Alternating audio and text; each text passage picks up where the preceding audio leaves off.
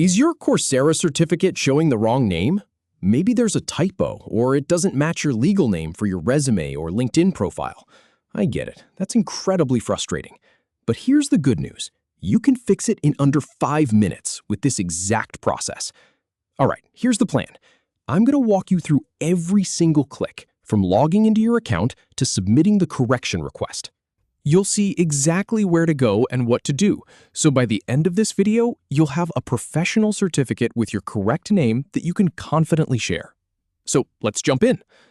Start by heading over to the Coursera homepage and logging into your account. Go ahead and do that now. Once you're logged in, look at the top right corner of the page.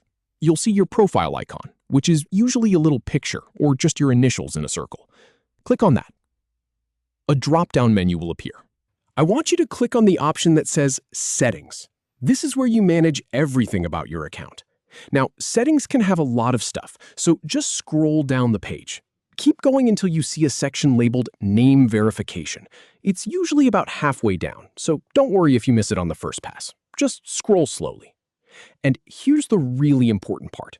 Right there in the Name Verification section, you'll see a button that says Request Name Change. Click that button. This will take you to a form.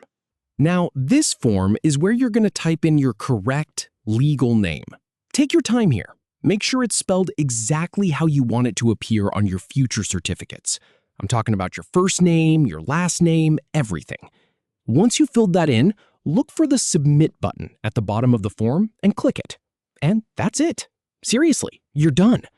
Coursera might take a little bit to process the request, but the whole process on your end is complete. From landing on that homepage with the wrong name to seeing that Submit button go through, it usually takes just a couple of minutes. Now you can go back to your profile and see your corrected name.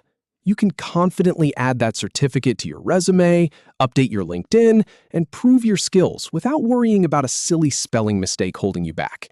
Thanks for watching, and I'll see you in the next one.